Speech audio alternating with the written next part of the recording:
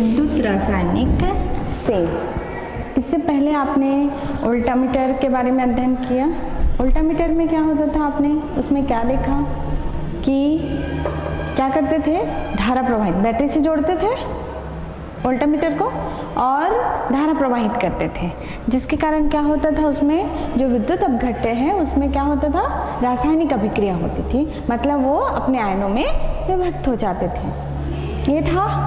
अब इसके आपका अगला जो है टॉपिक है वो क्या है, विद्युत रासायनिक सेल। तो सेल के बारे में तो सभी जानते हैं, सेल बैटरी सभी यूज़ करते हैं कि नहीं, चाहे वो टॉर्च में हो चाहे आपके मोबाइल में हो, प्रत्येक जगह क्या है, बैटरी यूज़ किया जाता है। तो उसी को हम क्या कहते हैं, सेल कहते हैं। तो उसका काम क्या होता है, जैसे हम घरों में जो यूज़ करें, मान लीजिए टॉर्च है, टॉर्च में हम क्या लगाए हैं, सेल लगाए हैं। तो सेल का काम क्या कर रहा है, सेल को डालने का औचित्य क्या है, ताकि हम उससे क्या प्राप्त कर सके, विद्युत धारा प्राप्त कर सके, जिससे टॉर्च ऑन हो सके। ये है। मोबाइल में बैटरी लगाने का क्या औचित्य है, मोबाइल किससे चालू होगा, बैटरी से ही चालू होगा ना, उसके कारण धारा प्रवाहित होगी। तो ये मतलब क्या है, सेल का काम क्या कर रहा है, सेल क्या काम कर रहा है, मेन धारा प्रोवाइड कर रहा है कि नहीं हमको। तो इसकी परिभाषा क्या हो गई विद्युत रासायनिक सेल की, विद्युत रासायनिक सेल की परिभाषा क्या हो गई, एक ऐसी शक्ति जिसके द्वारा क्या किया जाता है, रासायनिक अभिक्रिया के द्वारा क्या प्राप्त किया जाता है, विद्युत ऊर्जा प्राप्त किया जाता है। ऐसी युक्ति को क्या कहते हैं, विद्युत रासायनिक सेल कहते हैं। ठीक है, मतलब रासायनिक ऊर्जा को किसमें कन्वर्ट किया जाता है, विद्युत ऊर्जा में कन्वर्ट किया जाता है। यही है विद्युत रासायनिक सेल। तो ये भी दो प्रकार के होते हैं आपका, एक है प्राथमिक सेल और दूसरा है आपका द्वितीयक सेल। पहला है आपका प्राथमिक,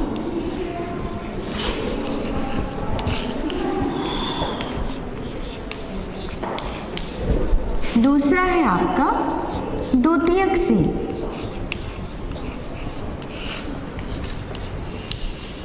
द्वितीयक सेल, पहला आपका हो गया प्राथमिक सेल और दूसरा द्वितीयक सेल।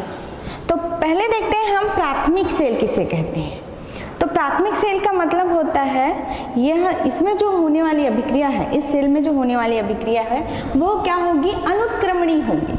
क्या होगी, अनुत्क्रमणी। मतलब एक बार यदि रासायनिक ऊर्जा जो विद्युत ऊर्जा में कन्वर्ट हो गई, उसके बाद क्या है, अगर पूरा प्रोसेस कंप्लीट हो गया है, मतलब पूरा पदार्थ यूज हो चुका है, रासायनिक अभिक्रिया में भाग ले चुका है, तो उसके बाद फिर से उसको हम विद्युत ऊर्जा प्राप्त नहीं कर सकते। मतलब एक बार ये प्रयोग होने के बाद दोबारा इसका हम उपयोग नहीं कर सकते। ऐसे सेल को क्या कहते हैं, प्राथमिक सेल कहते हैं। मतलब एक बार इसके द्वारा विद्युत वाहक बल या विभवांतर उत्पन्न किया गया, तो इसके द्वारा फिर उसके बाद दोबारा यदि हम चाहें कि इसको यूज़ कर लें तो फिर हम नहीं कर सकते। मतलब एक बार ये पूरा क्रियाविधि कंप्लीट होने के बाद, मतलब जितनी ऊर्जा मिलनी थी मिलने के बाद दोबारा हम इसका उपयोग नहीं कर सकते, केवल क्या करते हैं, उसको फिर फेंक देते हैं। तो ये आपका क्या कहलाता है, प्राथमिक सेल कहलाता है। जैसे कि मैंने उदाहरण दिया टॉर्च में, टॉर्च में हम सेल डालते हैं तो उसका क्या हम दोबारा उपयोग करते हैं, एक बार जितनी ऊर्जा उसमें से मिलनी थी मिल गई, उसके बाद यदि सेल का प्रोसेस कंप्लीट हो गया है तो उसके बाद हम यदि चाहें कि उसी सेल को फिर से टॉर्च में डालें तो ऐसा हो सकता है क्या, नहीं, हमको नया सेल लाना पड़ेगा तभी टॉर्च ऑन होगा, वरना नहीं होगा।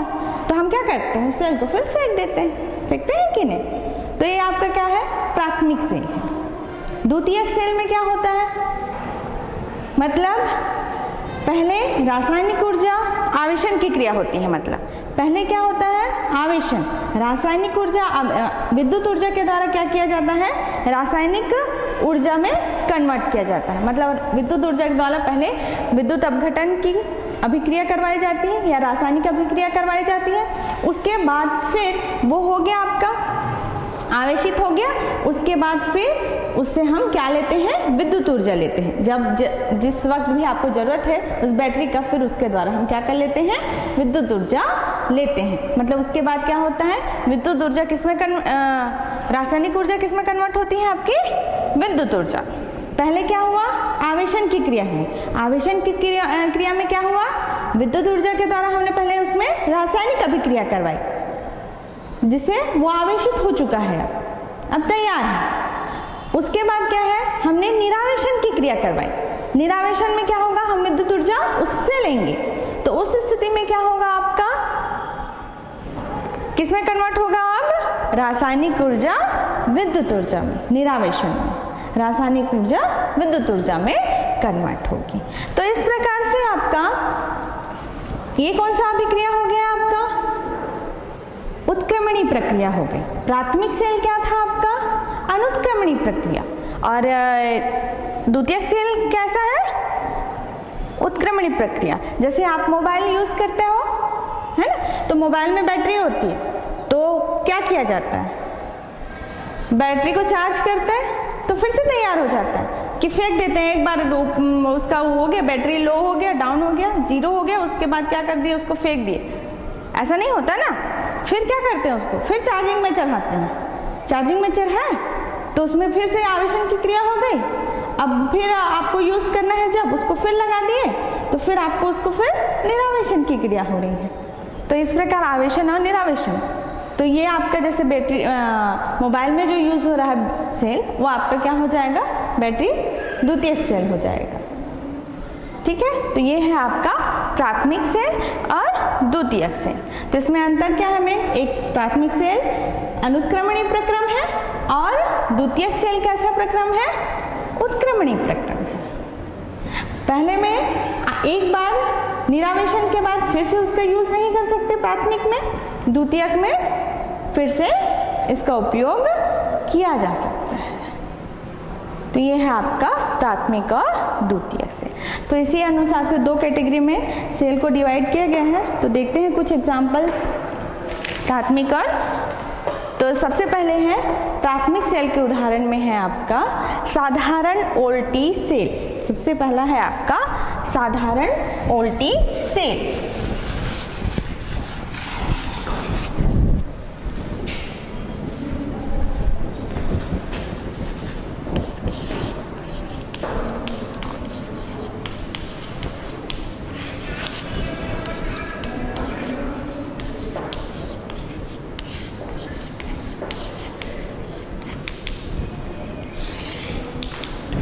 सबसे पहला आपका ये किसका उदाहरण है, प्राथमिक सेल का।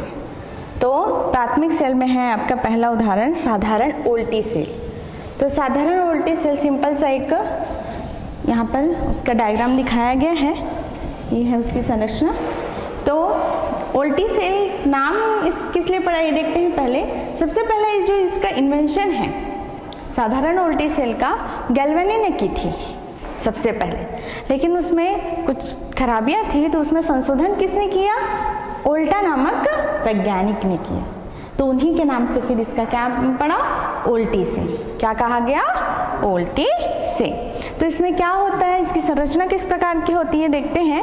ये देखिए यहाँ पर एक कांच का बर्तन है, एक पात्र है कांच का।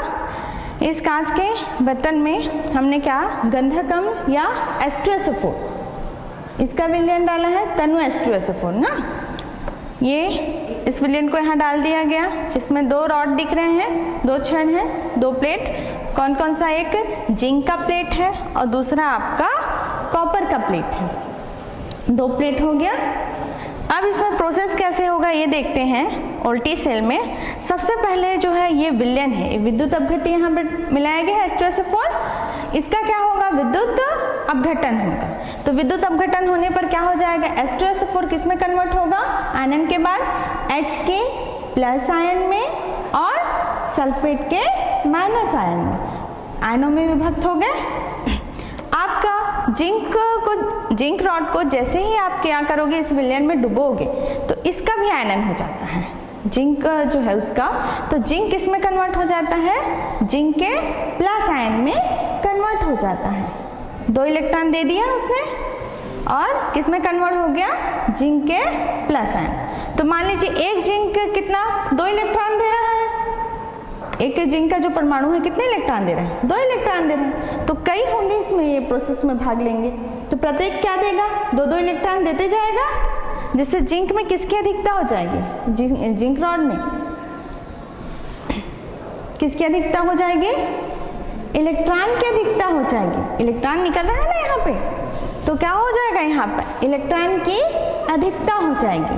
अब इस इलेक्ट्रॉन की अधिकता होने के कारण इसका जो विभव है विद्युत अपघट्य के विभव से कम हो जाएगा, विद्युत अपघट्य के विभव से कम हो जाएगा। मतलब ये रॉड जो है, ये वाला जिंक रॉड है, वो किसकी तरह कार्य करेगा, आपका कैथोड की तरह कार्य करेगा। कैथोड में क्या होता है, ऋण आवेशित होता है, तो इसमें ऋण आपका इलेक्ट्रॉन जमा हो रहे हैं, तो ये किसकी तरह कार्य करेगा, कैथोड की तरह कार्य करेगा। ये आपका कैथोड बन गया, इसका विभव विद्युत अपघट्य के विभव से कम हो गया। एनोड का विभव अधिक होता है, कैथोड का विभव क्या होता है, कम होता है। अब इसमें आपका जो H के प्लस आयन H2SO4 क्या है, H प्लस आयन भी दे रहा है, तो H प्लस आयन को क्या करेगा, जो जिंक का प्लस आयन है यहाँ पर जो जमा हुआ है, वो क्या करेगा, दोनों प्लस प्लस है, वो क्या करेगा, इसको इसकी तरफ कॉपर प्लेट की तरफ प्रतिकर्षित करेगा। प्लस प्लस में क्या होता है, प्रतिकर्षण होता है, तो जिंक का प्लस आयन क्या करेगा, H प्लस आयन को इसकी तरफ प्रतिकर्षित करेगा। तो आपका H प्लस आयन जो है वो किस तरफ जाएगा, कॉपर प्लेट की तरफ जाएगा, और कॉपर से इलेक्ट्रॉन एक आपका जैसे H प्लस आयन है, तो 2 इलेक्ट्रॉन लेके क्या हो जाएंगे, वो H2 में कन्वर्ट हो जाएंगे। मतलब हाइड्रोजन गैस बना लिया, हाइड्रोजन गैस बुलबुले के रूप में बाहर निकल जाएगा आपका, ये हो गया। तो इस प्रकार इस H प्लस आयन ने क्या किया, इस कॉपर से इलेक्ट्रॉन लिया और H2 बना लिया।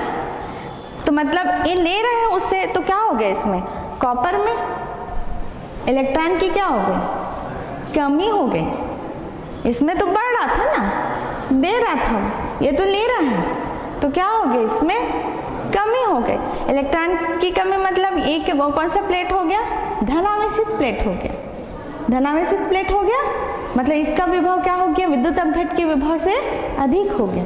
तो ये किसकी तरह आप कार्य करेगा, एनोड की भांति कार्य करेगा, प्लस और ये माइनस। तो ये किस में कन्वर्ट हो गया, एनोड में, और ये किस में कन्वर्ट हो गया, आपका कैथोड में कन्वर्ट हो गया। तो और जो आपका जिंक का प्लस आयन इसका बना था, वो इसका सल्फेट आयन है, यहाँ पे सल्फेट आयन से जिंक का प्लस आयन क्रिया करके क्या बना लेगा, आपका जिंक सल्फेट बना लेगा। ये हो गया, ये इसकी पूरी क्रियाविधि है। तो इस प्रकार क्या हो गया, एक जो कॉपर प्लेट है आपका एनोड में कन्वर्ट हो गया, और आपका जो जिंक प्लेट है वो कैथोड में कन्वर्ट हो गया। तो इनके बीच क्या है, एक का विभव अधिक हो गया, धनावेशित प्लेट का विभव क्या हो गया, अधिक हो गया, और ऋणावेशित प्लेट का विभव क्या हो गया, कम हो गया। तो एक का विभव अधिक और दूसरे का विभव कम, तो क्या हो गया, क्या उत्पन्न हो गया, इसमें विभव में अंतर हुआ ना, यही क्या कहलाता है, विभवांतर कहलाता है। तो विभवांतर उत्पन्न होता है तभी ही धारा प्रवाहित, अगर विभवांतर नहीं है तो धारा प्रवाहित नहीं हो सकती। तो इसमें क्या हो गया, विभवांतर। तो इसी को, इनके बीच जो ये अभी खुला परिपथ है, खुला परिपथ है कि नहीं, तो खुले परिपथ में इनके बीच जो विभवांतर उत्पन्न हो रहा है, इसी को क्या कहते हैं, विद्युत वाहक बल कहते हैं। इसी को क्या कहते हैं, विद्युत वाहक बल कहते हैं। तो इस प्रकार आप विद्युत वाहक बल इस सेल के द्वारा, साधारण उल्टी सेल के द्वारा उत्पन्न कर सकते हैं। तो ये हो गया आपका साधारण उल्टी सेल। इसमें 2 प्रकार की इस दोष भी हैं जो प्रॉब्लम क्रिएट करते हैं। जैसे कि सेल में जो दोष है वो है, पहला आपका स्थानीय क्रिया और दूसरा आपका है ध्रुवण। 2 प्रकार के प्रॉब्लम्स आते हैं इसमें उल्टी सेल में। पहला क्या है आपका स्थानीय क्रिया। तो स्थानीय क्रिया किसे कहते हैं,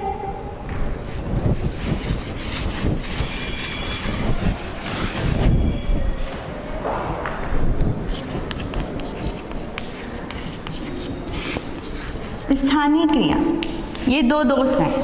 पहला दोष स्थानीय क्रिया और दूसरा आपका दोष होता है ध्रुवण।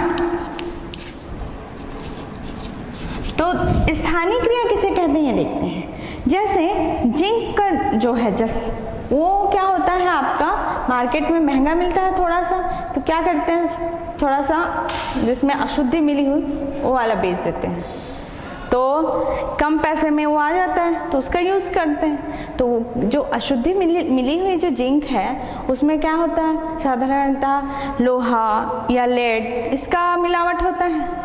तो जब इसको इस विलयन में डालते हैं तो समय ये तो क्रिया करता ही है, जिंक तो क्रिया कर भाग लेता ही है, साथ साथ कौन और लेगा, जो उसमें अशुद्धि मिली हुई है वो भी लेगा भाग। तो वो क्या कर देते हैं, छोटे छोटे सेल क्रिएट कर लेते हैं, अपने में ही छोटे सेल क्रिएट करेंगे और उसमें से स्थानीय धाराएं बहने लगती हैं, जिसके कारण क्या होता है, जिंक क्या है आपका इसमें कांटेक्ट में है, तो H2SO4 के साथ अब जिंक तो क्रिया करेगा ही, प्लस अशुद्धियां भी क्रिया कर रही है। तो अशुद्ध जिंक जो आपका H2SO4 है उसका क्या हो, मिसयूज होने लगता है, तो व्यर्थ हो जाता है वो, मतलब जिंक का प्लेट भी ज़्यादा घुलने लगता है, प्लस इसका भी यूज होने लगता है, ये व्यर्थ हो गया।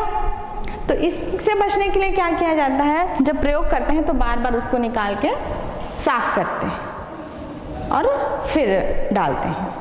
या तो ये तो साधारण सिंपल सा प्रोसेस हो गया। और यदि इसका परमानेंट यदि करना है तो क्या किया जाता है, जो जिंक प्लेट है उसमें क्या किया, पारे का परत चढ़ा देते हैं। क्या करते हैं, पारे का परत चढ़ा देते हैं, जिससे पारा और जो जिंक है वो मिलके एक मिश्रण बनाते हैं, जो जिंक को तो इसके विलयन के कांटेक्ट में आने देता है, लेकिन जो अशुद्धियां हैं उसको क्या कर देता है, अपने अंदर दबा देता है, जिसके कारण अब कौन कांटेक्ट में रहेगा, केवल जिंक रहेगा, बाकी अशुद्धियां नहीं रहेंगी। तो ये है पहला दोष है इसका। दूसरा है आपका ध्रुवण। ध्रुवण का मतलब है, जैसे हमने देखा यहाँ पर H का प्लस आयन किस में कन्वर्ट होता है, H2, मतलब यहाँ पर आपका क्या हो रहा है, इस वाले प्लेट में H प्लस आयन आता है, इलेक्ट्रॉन लेता है, H2 में कन्वर्ट होता है।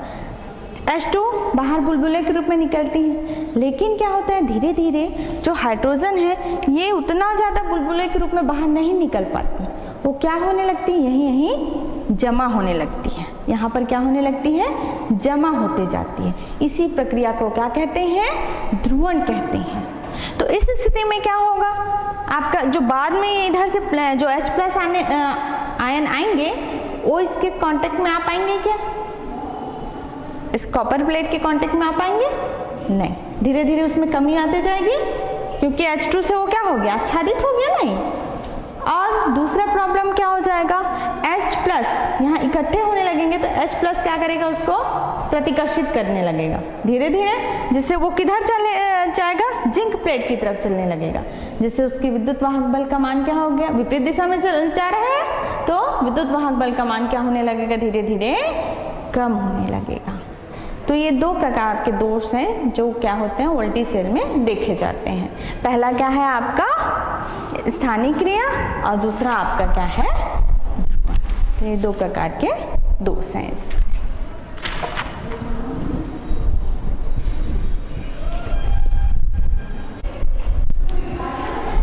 दूसरा प्राथमिक सेल है आपका, पहला आपने क्या देखा, आपका साधारण वोल्टी सेल, दूसरा है आपका डेनियल सेल, दूसरा आपका क्या है, डेनियल सेल।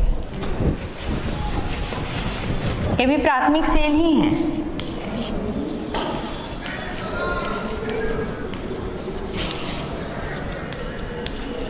डेनियल सेल,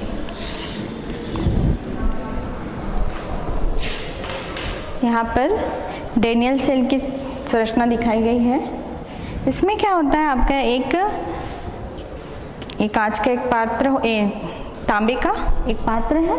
किसका पात्र है इसमें, तांबे का पात्र ले लिए। इसके अंदर जो विलयन है आपका, वो आपका क्या है, कॉपर सल्फेट का। किसका विलयन लिया गया है, कॉपर सल्फेट का विलयन है जो विद्युत अपघट्य का काम कर रहा है। यहाँ पर एक और यहाँ पर पात्र है जिसको सरंध्र पात्र कहते हैं। क्या कहते हैं? सरंध्र पात्र कहते हैं। इसके अंदर ये जो रॉड है, एक किसकी रॉड लगी हुई है यहाँ पे, या प्लेट लगी हुई है? जिंक की। किसकी प्लेट है ये? जिंक की प्लेट। तो यहाँ पर कॉपर का, ये बाहर का पात्र किसका बना हुआ है?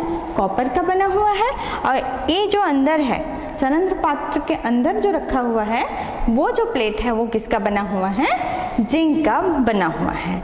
इस पात्र के अंदर, जो अंदर वाली पात्र है सरंध्र पात्र, उसके अंदर आप किसका विलयन भरा हुआ है?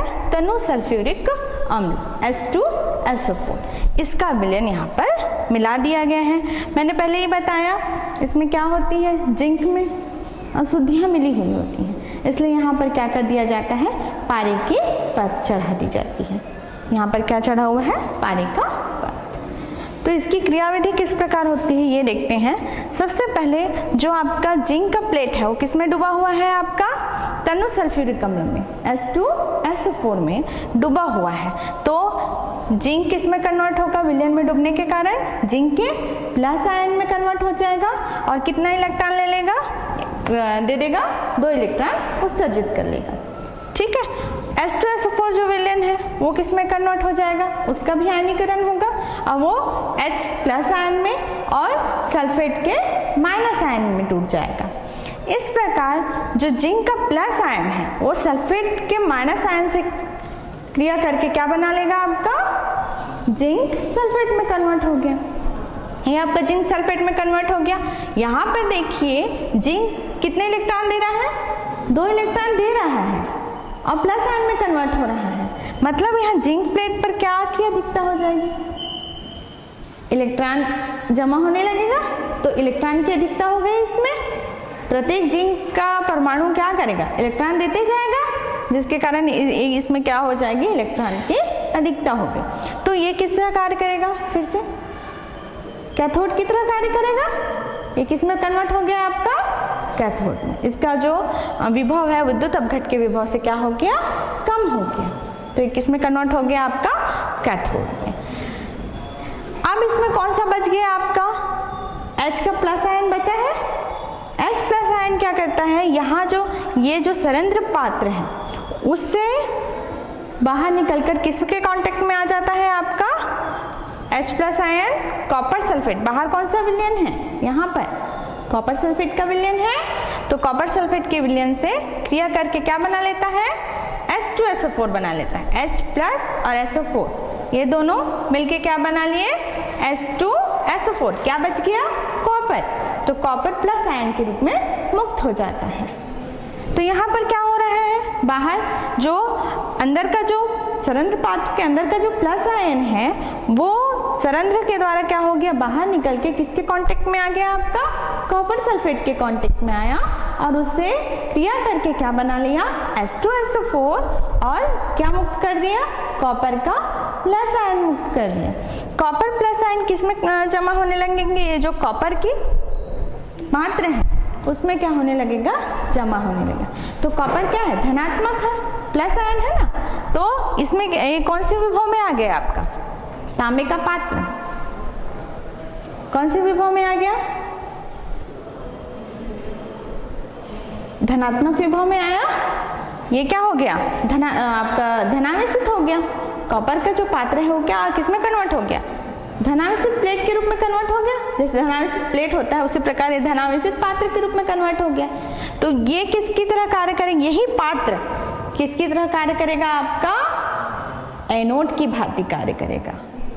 तो यहाँ ये आपका पात्र एनोड बन गया और जो जिंक का प्लेट था वो किस में कन्वर्ट हो गया? आपका कैथोड में कन्वर्ट हो गया। तो इस प्रकार इन दोनों के बीच क्या उत्पन्न हो गया? ये धनात्मक विभव पे आ गया। तो इसका विभव विद्युत अपघट्य के विभव से क्या हो गया?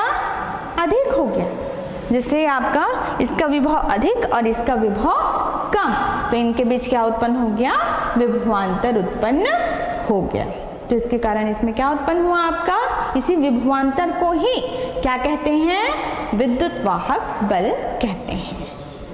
तो ये किसकी संरचना है? आपके डैनियल सेल की संरचना, और ये उसकी क्या है क्रियाविधि, किस प्रकार से उसमें आयनों के बीच क्रिया होती है। तो ये है आपका डेनियल सेल।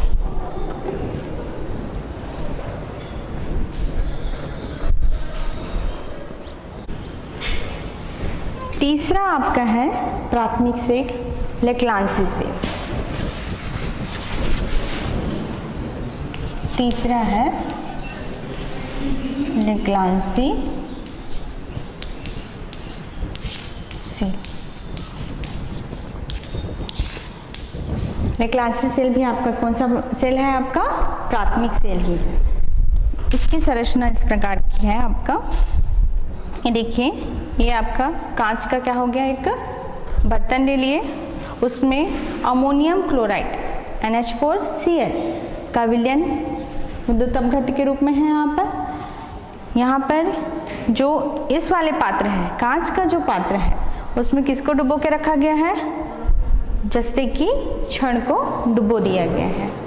इसके अंदर एक और आपका यहाँ पर पात्र लिया गया है, जिसको क्या कहते हैं? सरंध्र पात्र कहते हैं। तो सरंध्र पात्र के अंदर यहाँ पर किसकी छड़ ली गई है? आपकी कार्बन की छड़ ली गई है, कार्बन की छड़ है। और सरंध्र पात्र के अंदर मैग्नीज डाइऑक्साइड और कार्बन के कुछ कण मिला दिए गए हैं, प्लस क्या है उसमें मैग्नीज मतलब इन दोनों का मिश्रण, मैग्नीज डाइऑक्साइड प्लस कार्बन का मिश्रण लिया गया है यहाँ पर। ये क्षण किसका है? आपका कार्बन का क्षण है। यहाँ पर जिंक में पारे का लेप लगा दिया गया है ताकि अशुद्धि का प्रभाव ना पड़े। तो ये इसकी संरचना हो गई यहाँ पर। अब देखते हैं इसकी क्रियाविधि किस प्रकार होती है। तो इसमें क्या होता है? सबसे पहले जो जिंक है, ये जिंक रॉड किस में डूबा हुआ है? अमोनियम क्लोराइड के विलयन में डूबा हुआ है। तो जिंक क्या करता है? प्लस आयन में कन्वर्ट हो जाता है। 2 इलेक्ट्रॉन देके किस में कन्वर्ट हो गया?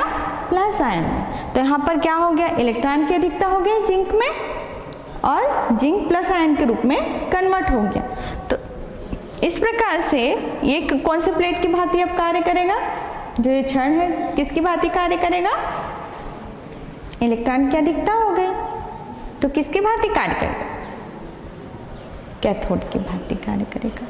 कैथोड बन गया ये, इसका विभव क्या हो गया? विद्युत अपघट्य के विभव से क्या हो गया? कम हो गया। तो ये आपका कैथोड बन गया। तो ये हो गया जिंक किसमें कन्वर्ट हुआ? जिंक प्लस आयन में इलेक्ट्रॉन दिया। अब ये विद्युत अपघट्य क्या है? अमोनियम क्लोराइड का है, ये भी टूटेगा आयनों में। तो ये किसमें टूटता है? Ammonium chloride ammonia plus H plus ion और क्लोरीन के माइनस आयन में टूटता है। किसमें टूटेगा? अमोनिया H प्लस और क्लोरीन का माइनस है।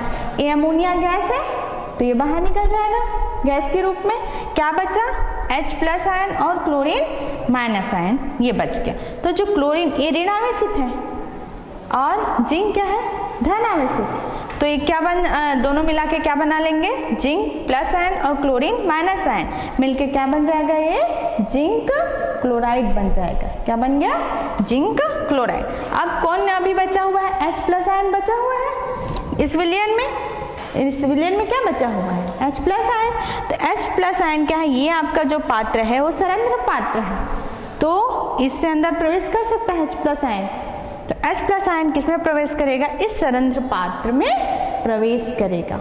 और उसमें क्या मिला हुआ है? सरंध्र पात्र में क्या है? मैग्नीज डाइऑक्साइड है। तो H प्लस जो अंदर प्रवेश करेगा वो किससे क्रिया करेगा? मैग्नीज डाइऑक्साइड से क्रिया कर लेगा। H plus ion manganese dioxide से क्रिया किया और क्या बना लिया? मैग्नीज ट्राइऑक्साइड बना लिया और प्लस H2O बना लिया और इलेक्ट्रॉन मुक्त, धनात्मक इलेक्ट्रॉन धनावेशित आपका धनावेश मुक्त किया।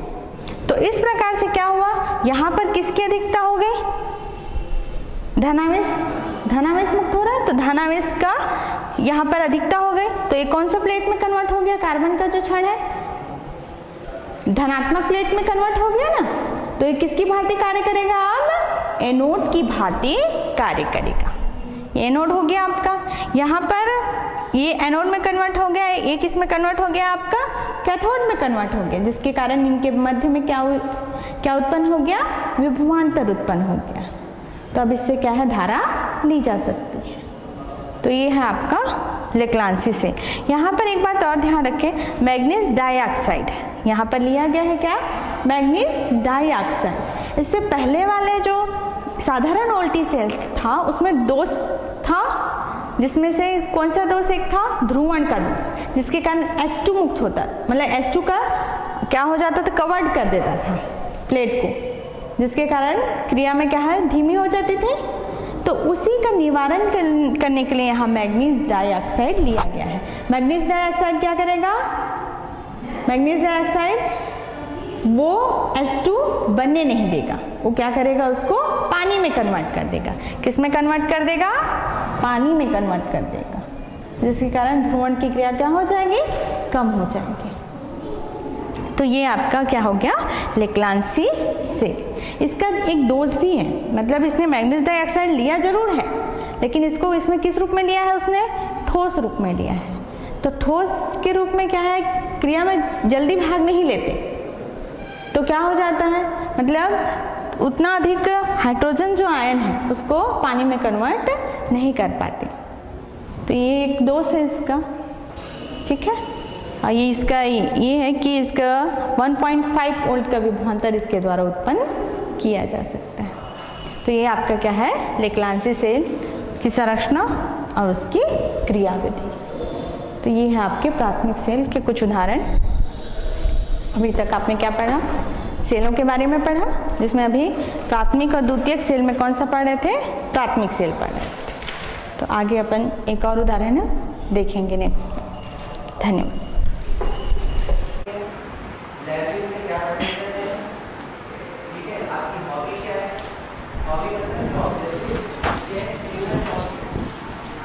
आप लोग को लेक्लांसी सेल बताते वक्त समीकरण संतुलित करते समय एक छूट गया था, 2 छूट गया है, उसको संतुलित कर लेंगे। आपका यहाँ पर आपका समीकरण आएगा 2H प्लस फिर आएगा 2MnO2